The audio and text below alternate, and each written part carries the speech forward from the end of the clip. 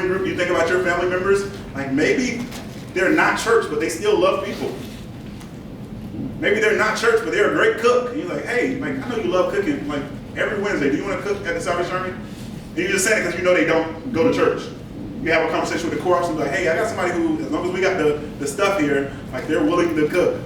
Like I was on the phone with, I'm just pointing at Cecilia because she's from Orlando. I was on the phone with Captain Chapman last Thursday because I'm about to get ready to go to Orlando for a week, not for a week. I'm going to go to Orlando in like a week or two to talk about camp to in a sense, a family of, a group of individuals of Haitian descent, but their parents are just hesitant or skeptic of just sending their kids away for a Monday through a Saturday at an overnight camp. So she was like, hey, are you willing to just come? And I know if you speak Creole to them, you talk to them, like it might not guarantee a yes, but it'll be better than me talking to them. And I was like, absolutely. Now she had another lady in the office with her because they were trying to, she was trying to learn some words in Creole, and she was like, EP, like I tried to say the 3 L's that you told me, but I'm not getting it, and she doesn't know what I'm talking about. I was like, l'école? She was like, okay, I got that one, that's school. I was like, l'église? She was like, yeah, okay. What was the other one? I was like, l'accueil. And like for that, it's just 3 L's, l'église, right, which is church, l'école, which is school, and l'accueil, which is home. That's kind of like the only 3 places that a Haitian parent will be willingly allow their kids to go. If it's not church, home, and school, then no, you're staying home, you're going to church, or you're going to school. There's no, I'm going to my friend's house. Like I've never, like even with my own relatives, there was only one family member that my parents allowed us to spend the night with. But there were no sleepovers, there was no nothing. Like in camp happened by chance because at the time our YPSM was a Haitian and our parents knew him. And that just naturally was like, yeah, y'all can go to camp. And then from there I just never stopped.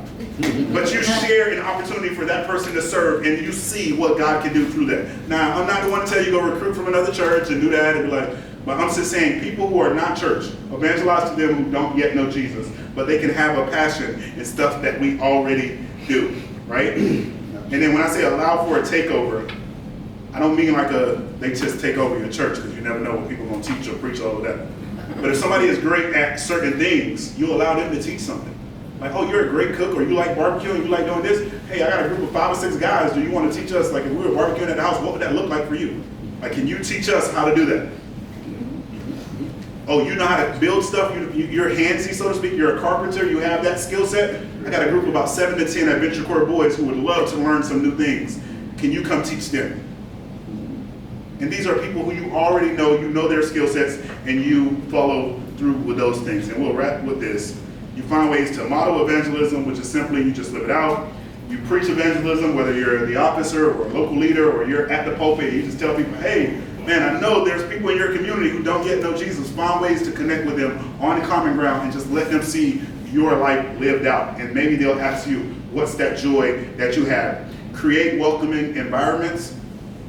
I have been to just about, I would say, Corps-wise, I've been to every Corps at least once or twice. But I was just in Ocala last week, and I was telling the Irishes there, it was a beautiful thing to see the welcoming environment from their Corps soldiers. Like, and it wasn't just their soldiers, just their Corps people, because they were, not everybody was in uniform, but you felt like you were at home walking through those doors. So does your house feel that way? Does your Corps feel that way? Does your workplace feel that way? Like, does your neighborhood feel that way? Like, things that you have control over. Do people sense a joy of like, oh, I feel good being here? Or is it like, yeah, I'm probably never coming back here again? And so you have to create a welcoming environment. Create good excuses to invite others to church. We talked about that, giving them the opportunity to take over the time that it's a meal, because we usually kind of do Christmas and Easter, but there are other times your church is doing amazing things. Just invite them, and you find ways to celebrate evangelism. And what that means is, like, when it's new people, I don't know, like maybe you talk to your Corps council, maybe you talk to your soldiers in the Corps, maybe you talk to your officers and say, hey, like, can we come up with a small little goodie bag for new people when it's their first time, where we give them something? Instead of just like, hey, it's your first time here, stand up, say your name. Hey, we're so glad to have you. We hope you come back. Sit down. And I'm not saying not to do that, right? But that's essentially what it is. Most times it's like, most times, not everywhere, but most times, nobody's calling them a week later. Nobody's sending them a small little care package. Nobody's checking in on them like, hey, what did you like? What didn't you like? To have some form of a follow-up. But maybe you create a small little care package with all the core programs. Hey, we thank you for choosing us. They can be anywhere else on a Sunday morning. They can be anywhere else on a Wednesday night. They can be anywhere else on a Thursday, whatever days you have programs. Because it doesn't just have to be Sundays where we highlight new people. We highlight new people anytime we're interacting with them. So yeah, that's all I got for you guys. Any questions? Any answers? Well, I don't know. Not nothing like that, but something also is don't prejudge people. Don't assume they're not going to, or they would never come and do that. Never do that. Definitely. That's for God. I got a link to that one video. Yeah, definitely. So the PowerPoint, I have the video in. I'll make sure that it's the whole. You'll have everything that I showed you today. You'll have that entire PowerPoint. Anybody else? No other questions? That was awesome. All right. So we're not going to go over every little upcoming events, but you have it in your paper. But I do want to highlight some of the ones that not necessarily more important than the others. So please don't think that. Well, actually, I am going to go over them because I don't want nobody to say, well, nobody told me. Because that always happens, right? Yeah. This Sunday, tomorrow, is Candidate Sunday. Your church, your core, might not be necessarily celebrating that tomorrow. They might be doing it on the 12th, they might be doing it on the 19th, might be doing it on the 26th. I would just encourage your core to highlight, or encourage your core officers to make sure they highlight Candidate Sunday. And if you don't have a current candidate at your core, literally just pray for candidates, right? Our current territorial commander is, our current territorial commanders are praying. God has given them the vision of 50 candidates, right? 50 cadets to go into the EBC, the Evangeline Booth College, this fall. I don't know how many they have right now, but in the past few years, it's been like 11 and 12 and 17 and 23. So you're talking like a double on a session, which I think the last time they probably had a session upwards of 50 were like around 2010-ish area, 2010, 2011. After that, it's just ranged anywhere between 10 to 20, 10 to 30, if that. So pray just for people to see what God is calling them to do. Monday, as in 2 days from now, March the 6th, that's the last day for Youth Council's registration. That registration will close. So for those of you who will be at church tomorrow, if you have teens, if you have young people, talk to your core officers on the process for that. Talk to your young people and say, hey, I just know registration, like, because it'll be tomorrow when you're at church. I know registration closed tomorrow on Monday. Hey, core officer, do we have people registered? Have we communicated that effectively? Not necessarily you going to a team saying, hey, sign up for youth councils, because I don't know, every core has different standards on who can and can't attend youth council. So just make sure you communicate that with your core officers. You see on April the 1st, this is not a flyer, this is something that I had one of my friends send me just for the sake of this, but there's a men's rally, April the 1st. A men's rally, it'll be regionally, it'll be at different cores. 2 cores that I know of is Leesburg is hosting, I know Pensacola is hosting, that's 2 off the top of my head that I know of. I'm pretty sure they'll be probably somewhere else in either the Bay Area or somewhere on the southeast or the southwest of the state, but it's just a men's rally, and the different groups are doing different things. What they are doing, I have no idea, but hopefully we'll get that information out, or your core officers will communicate that to you soon. And also in the month of April, we have this beautiful thing, which is women's gathering, similar to like it's just a women's retreat, which they're under the theme of Choose Joy. So if you're interested in that, speak to your core officers and let them know that you're interested, and that is for all our ladies. So fellas, it's not for you. It's a women's gathering, just throwing that out there, just in case y'all just be like, oh, I heard something about a thing in Orlando. No, just for the ladies, or those who identify as one, however you live your life. But women's gathering for the lovely ladies. Men's camp is in May. I know you might see National CRD and EDS conference. That is something in Dallas. That's for probably not most of you guys. That's EDS conference in Dallas, and that is for community resource development, people who help raise funds for the Salvation Army, and our social services department will be there. But that's that. Then it's men's camp. The first full weekend of the month of May, we'll have an illusionist by the name of Matt Adams there. We'll also have Spiritual to the Bone, which is a group of about 10 to 12 trombonists, musicians, who will be leading us in a time of, I guess you could say, like a concert and do what they do.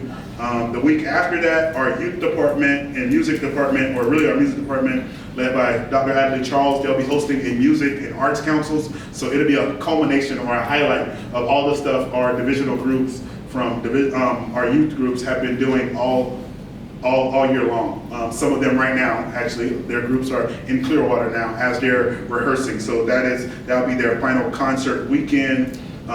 May 15th through the 21st is just Salvation Army Week. It's where we in the USA and other countries highlight all the work of the Salvation Army and just talk about the stuff that's going on. Divisional Band Ministry Weekend. I don't remember the year. Let me see. I'm gonna put Robert on the spot. Do you know how many years it's been since the music program in Miami? What's on the wall? Oh, it's on the wall. But that weekend, the divisional band, so that's our group of adults, our divisional band, our divisional creative artists, they'll be in Miami highlighting, I don't know if it's like 40 years or 50 years, but it's however long the music programs that's been going on in Miami, and that's their divisional band trip. So if you're in the area or if Miami isn't too far for you and you're like, oh, I'll just go for the Friday night concert, or I'll just go for the Saturday, that's just our adults groups. And if you want to support what's going on in Miami, it'll be that weekend. Officers Family Camp, it's not for you if you're not an officer, so don't worry about that. Commissioning weekend, that's in Atlanta. That's essentially where people who have went through 22 or so months of training, they'll get commissioned and ordained and be sent out into the world of where they'll have their first appointment. And it's just a weekend of highlighting under the theme of All In, which our territory commanders have been charging everybody, in a sense, soldiers, employees, officers, donors, advisory board members, stakeholders of the Salvation Army, to be all in the mission of the Salvation Army, which is simply just to preach the gospel and to meet human needs. And then the rest of the dates, as you can see throughout June and July, is essentially all of our camp dates. And I know some people had questions. Just so you know, Base Camp 1, 2, and 3 is essentially the same thing. It's up to your corps on the week that they signed up for. Some corps might have signed up for Base Camp 1, some might have signed up for Base Camp 2, some might have signed up for Base Camp 3, but those three are not like three different camps, essentially. They're the same camp, just different corps will come out to those camps. You see the ages for our conservatory and for our music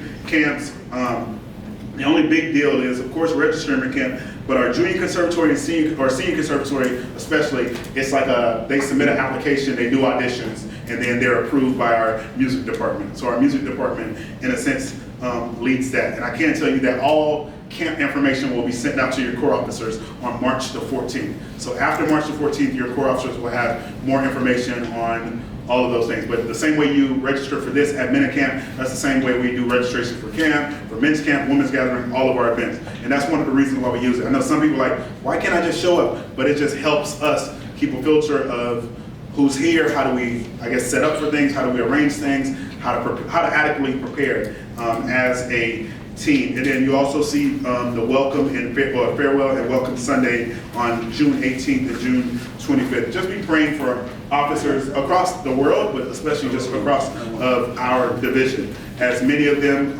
just always are in that limbo, because you just never know when you'll get those farewell orders. So just be in prayer for officers as a whole. And if you do hear something in April where your officers got a call, be in prayer for that incoming officer who will be coming your way, and be in prayer for them as they transition into something new. It's not easy for corps members, it's not easy for employees, it's not easy for officers, it's not easy for community leaders. Like, none of these things are necessarily easy for any party. Like, you're getting something and you don't necessarily know what you're getting, and for some you're going somewhere that you typically have no idea of what's there outside of what you can do a quick Google search, or if you know the person you're following, or if you know that area by chance. So in the grand scheme of things, just be in prayer for all the things that we as an Army world has going on, and be consistently finding ways to lead when it comes to your realm of responsibility in your corps and within your community. We want to say, and I think Major will follow up with it, but we just want to say thank you guys for being here. Thank you guys for the opportunity to lead you guys in this unique way of learning about Sunday school and what that looks like, learning about sharing our testimony, and learning about just essentially things that we're kind of already naturally doing by communicating with others. But what did that look like for us to be practical in the way that we evangelize? I don't think it's necessarily rocket science. For us to just show people the love of God. I think it's, for the most part, pretty simple. And I think if we allow our ways and our words to be one, it'll definitely be even more simple on the ways that we lead. So we want to continue to encourage you. We want to continue to let you know that we're praying for you. And if there's ever anything that we can do, myself, Major, Frank, our incoming DSM, Vincent, like Angela, just send a text, send an email. We are here for you guys. We're here to, in a sense, put information out there for you guys. If there's something that you're like, hey, next time we do this, or next time we have a training, it'll be good to give a training on XYZ. Send those ideas to us. That's what we want to do. We don't want to just always come up with, like, we're going to talk about Sunday school. Just so you know, like one of the reasons this came up, because as me and Major go around at times, there's a decent amount of chorus who don't necessarily do Sunday school, and I feel like one of that tug and pull is because there's leaders who don't want to step up to that, and there's also people who just naturally are cautious and nervous and like, I feel like I can talk about God, but I don't necessarily want to lead it or teach it. Like if somebody else lead, I don't mind being an assistant, but I think we all have it in us to lead God's word in a way, and that's just letting His love and His joy out of our pores, in a sense. Every Sunday school will not be the same. Trust me, it won't. Like I get a chance to travel a decent enough, and core programs are not the same, and that's okay. But I do see God honored at every core that I've had the opportunity to be at. So just continue to allow God to lead you in all that you say and all that you do. And then Major gonna come with some closing words and then close us out in prayer. Thank you.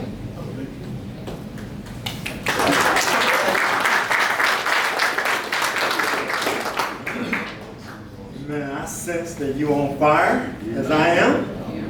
On fire, and I pray that you continuously put the wood on that fire. That is telling your story. That is ministering in your neighborhood. That is telling your story to your core people. It's important that you don't hold that in.